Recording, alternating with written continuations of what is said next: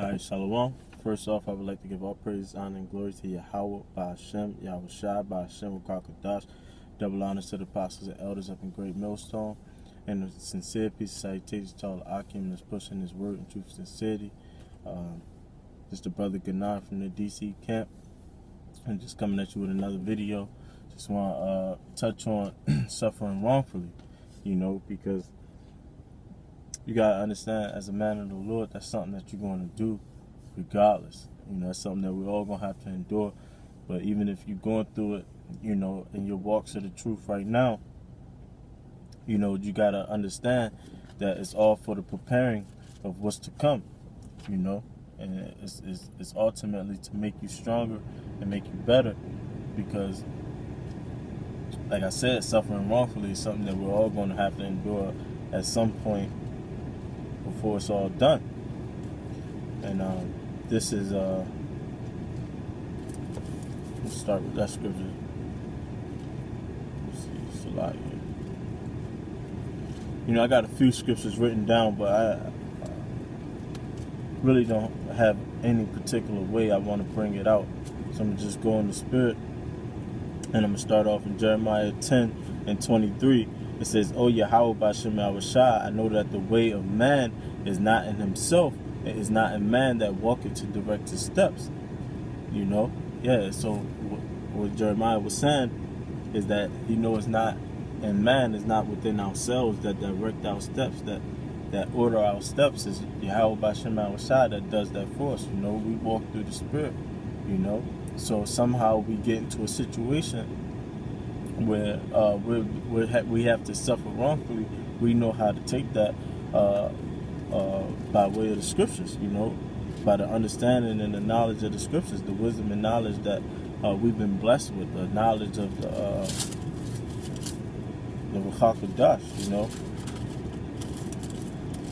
And this is let's see, Salaki. It's 1 Peter 2:19, and it reads, "For this is thankworthy, if a man for conscience towards the Most High endure grief, suffering wrongfully." Right, a man that has conscience of the Most High, is pretty much a man of the Lord, the man that has that Wakakadash, that man that is holy and separate from the world. If he endure grief and suffering wrongfully, that's thankworthy.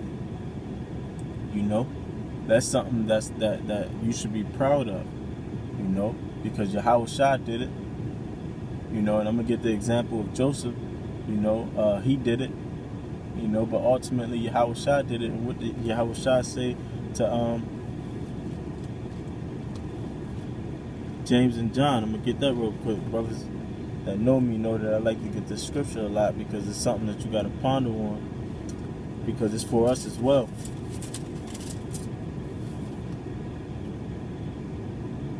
Let me see if I can find it. It's 20 and 23. Yeah. This is Matthew 20 verse 20. It says, Then came to him the mother of Zebedee's children with her sons, worshiping him and desiring a certain thing of him. And he said unto her, What wilt thou? She said unto him, Grant that these my two sons may sit, the one on the right hand and the one on the left, in thy kingdom. But Yahweh Shai answered and said, Ye know not what ye ask. Are ye able to drink of that cup that I shall drink of, and be baptized with the baptism that I am baptized with? They said, We are able. They said unto him, We are able. And he saith unto them, Ye shall indeed drink of my cup, and be baptized with the baptism that I am baptized with. But on my right hand and on my left is not mine to give, but it shall be given to them to whom is prepared of the Father. But the point is, Yahweh Shai said unto them, Indeed you will drink of that cup. And we all know the cup that Yahweh Shai drink of. He had to suffer wrongfully. It was a lot of lies and slander brought onto him. And men of the Lord The true men that's pushing this word in truth and city, the brothers in GMS, we all have to endure being called rapists, uh, uh, all type of things that they call us, because GMS is the most hated right now. But I'm talking about an individual walk. If you feel as though you've been treated wrong or suffered wrongfully, hey, do that. Suffer wrongfully and let the truth come to light. The scriptures say the truth, the light cannot be hid, man. The light will always be brought to light, and you got to believe and trust in that. That's why I started off in Jeremiah. The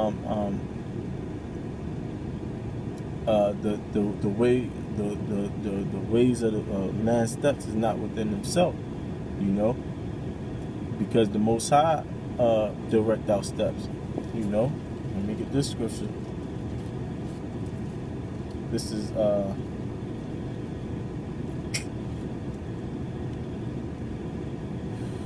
Proverbs 25 and 28. It says, "He that have no rule over his..." No. That's not it. Shalaki 20 and 24. Yeah, this is Proverbs 20 and 24. It says, "Man's goings of Yahweh by Shem Shai. How can he then understand his own way?" Right, your goings is of the Lord, man.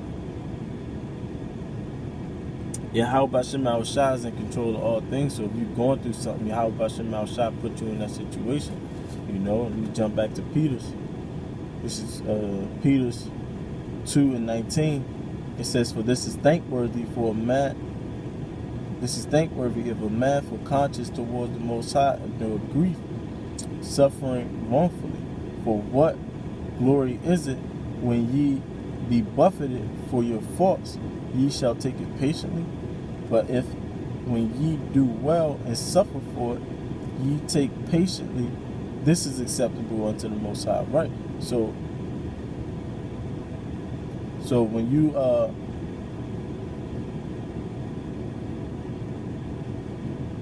when you do well and you suffer for something and you take it patiently, that's thankworthy, man.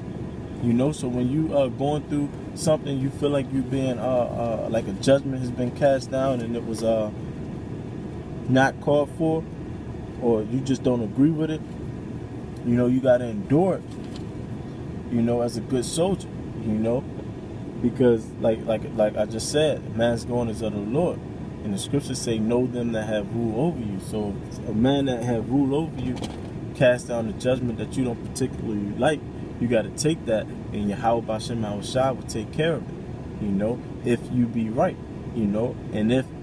and also it may be a situation to where as though you will see a different side, or you will understand why things was done in the spirit in due time, in due season. But the point is, if you were right, if you done no wrong and you're suffering wrongfully, you still take that patiently. This is Sirach 2 and 1. I'm gonna read down to 4. It says, "My son, if thou come to serve the Lord, prepare thy soul for temptation. Set thy heart aright and constantly endure, and make not haste in the time of trouble." This is the time of trouble. This can be a sign of trouble when a judgment is being cast down on you. Now, obviously, this is really a heavier point what the scripture is really going into, but it can be with any situation. It says, cleave unto him and depart not away, that thou mayest be increased at thy last cent. Right, you're supposed to cleave unto the Most High, when trouble come upon you, any trouble, and then you're not supposed to make haste. You're supposed to go harder, man. Keep doing the work, keep doing what you're supposed to do. It says, and then it says, "and that thou mayest be increased at thy last end." You're gonna be increased if you do what you're supposed to do, which is constantly just do the work, man. Just keep doing the work. It says, whatsoever is brought upon thee, take cheerfully, and be patient without change into a lower state. Right? Whatever is brought upon thee, you have to take that cheerfully, man. You got to take that at the chin, man. You got to keep your head up. You got to keep smiling and keep enduring through that, man. You know, when you're changing to a lower state, man, because ultimately you're being tried, man. You're being tried, and that trial period is going. When you, like Job said, you know, he tried me and I've come forth as gold. You know, if you come forth as gold, you're going to be ready for the big leagues, man. You're going to be ready for the big time. You're going to be ready for when you really when you have to suffer wrongfully. And like I said, I want to get the example with Joseph, so let me speed through that, you know, because as you can see, I'm on the plant, so I don't have that much time, but I'm going to get this, you know, no matter what, I'm going to get this. Matter of fact, let me get something before Joseph. I got this scripture written down in Psalms. I'm going to get this. Like I said, Salagi, it's not organized thing.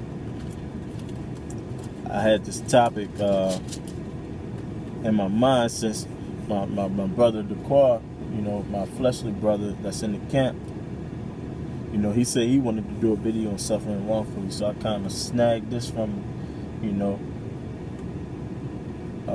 But I'm sure that brother's still going to do the video on it regardless, you know. And it's all through the spirit.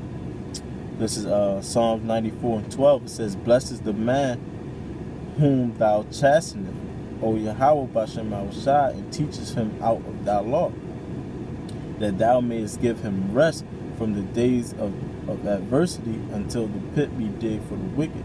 For Yahweh will not cast off his people, neither will he so forsake his inheritance. But judgment shall return unto righteousness, and all the upright in heart shall follow it." Right, you know. But the point is, it said, "Blessed is the man whom thou chastenest." You know, the Most High is putting us through something to make us better, man. That's why it says, "Blessed is the man that the Most High chasteneth." You know, because the scriptures talk about sparing the rod. You know, when you do wrong, you're not supposed to spare the rod on your children. You know, and we did wrong, and the Most High is not sparing the rod. You know, we don't necessarily know everything that we need to know, you know, or everything that we did, you know, like Yahweh Bashem Shai knows. So if you're going through a situation where you're suffering wrongfully, you gotta wait on that. You know, you gotta wait and endure that, because that's your personal lot, man. That's what you have to go through, you know. And understand that the Yahweh Bashem Shai got you, man. He got you, you know, because being treated wrong won't last forever. That's the point that I wanted to get out of that scripture.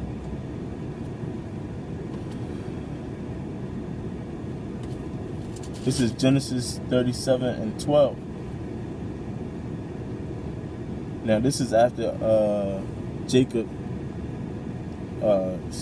Joseph went into his dream, and he told his brothers the dream, that pretty much that he seen all of them bowing down to him. You know, that's in the gist. That's not really what the dream said outright, but that's pretty much where it came down to, and how the brothers took it, regardless.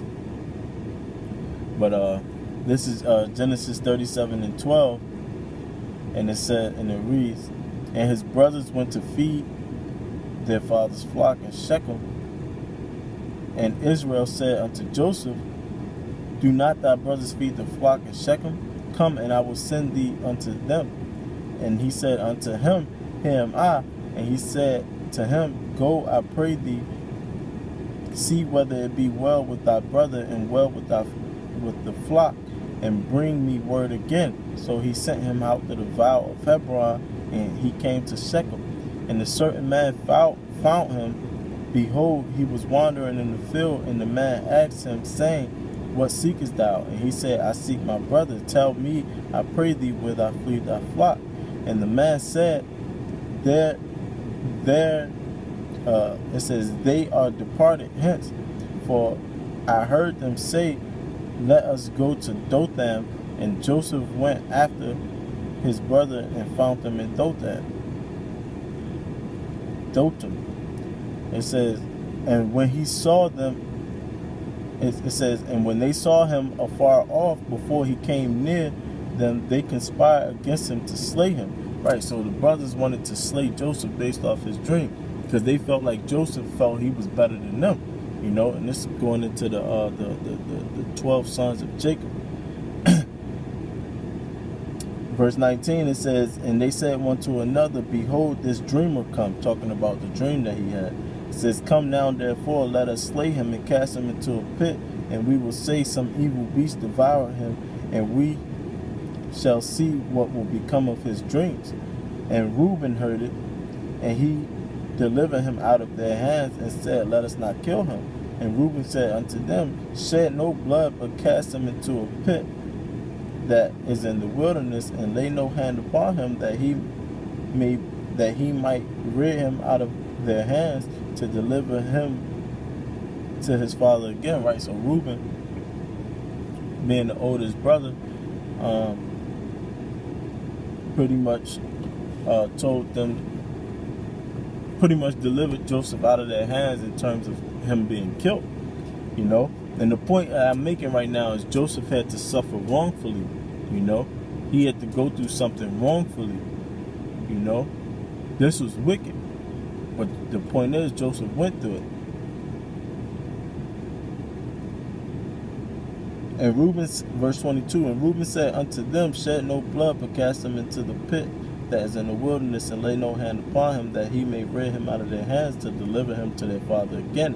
And it came to pass, when Joseph was come unto his brethren, that they stripped Joseph out of his coat of many colors that was on him.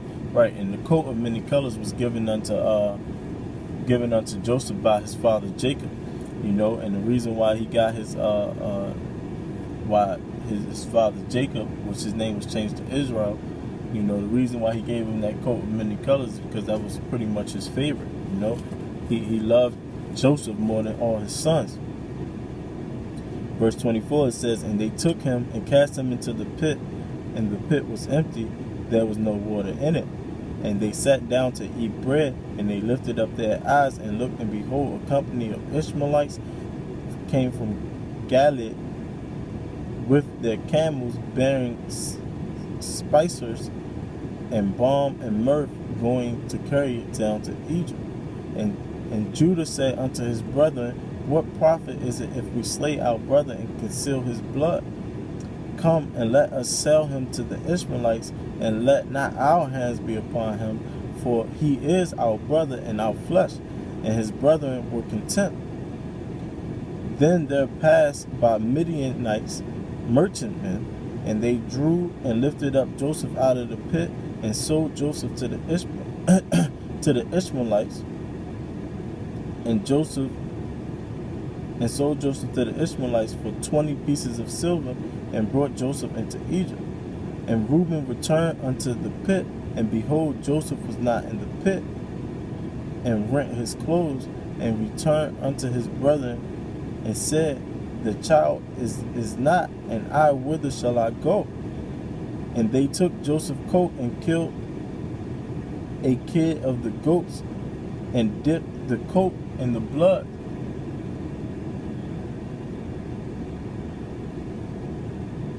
It's a lot. And dipped the coat in the blood. And they sent the coat of many colors, and they brought it to their father, and said, this have we found. Know now whether it be thy son's coat or no.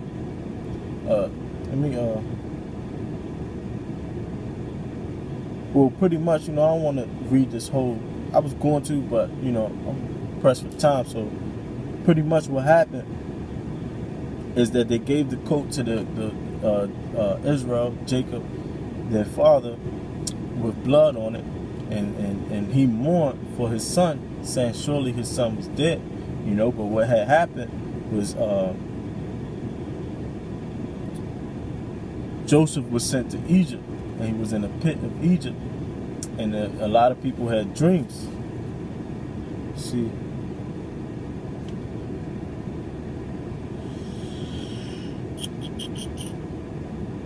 I should have looked over this before, but people had, the Pharaoh had a dream which he couldn't interpret, you know, and Joseph had already interpreted the dreams of the men that he was in jail with. And when they got out, they tried to interpret Pharaoh's dream. Many people tried to interpret Pharaoh's dream and they couldn't. And the men that dreams were interpreted before told the Pharaoh that Joseph can interpret dreams. And then when he interprets Pharaoh's dream, you know, he was pretty much made second in command over all of Egypt, you know.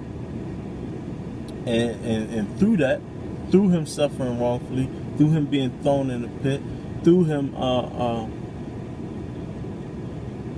going through what he went through with his brothers, you know, suffering wrongfully, he was exalted in due time, man. He was made second in command over all Egypt. And he was able to ultimately even help his brothers during the time of the famine. Help his nation, man. Without Joseph, our nation wouldn't be as great as it is right now. So the man's going is of the Lord. You know, how can he then understand his own way? So if you suffering wrongfully, you will be exalted at thy last end. You just got to hold on. You know, Salakia for the, you know, reading, you know, all that. You know, I should have just got right to the point, but you get the point though. You know, it's all about suffering wrongfully, and if you suffer, if it's wrong, you know what you're going through is wrong, you're going to be increased, man. And that's the hope. That's the hope that you hope for, man. You know. And that's pretty much all I got, man. You suffer, and we're gonna suffer wrongfully, man. We're gonna go through things wrongfully, man. You know, for things that we did not do, man.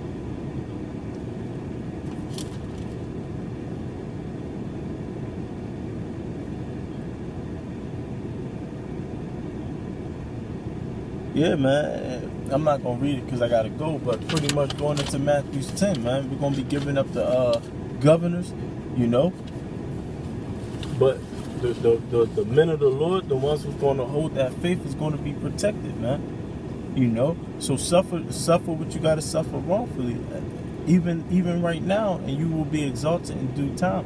And your experience right now is gonna be able to help you and what's to come, man. You know, so it's all heavy, man. It's heavy. It's heavy, and it's something to be embraced. You know. But let me get up out of here. You know, it's the brother Ganan from the DC camp. You know, I want to give all praises, honor, and glory to Yahweh Bahashem, Yahweh Shai Bahashem Rakakadash. Double honor to the apostles and elders up in Great Millstone, and a sincere peace and salutation to all the Akim that's pushing this word in truth and sincerity. Hey, brother Shalom, man, keep pushing because the spirit is heavy right now with destruction, man. The spirit is heavy, which means trouble is coming, man. You know, so we're gonna have to suffer wrongfully. You know, we're gonna slander is gonna come. You know, all types of things is gonna happen, man. We just gotta be ready for it. You know, hey, man, Shalom.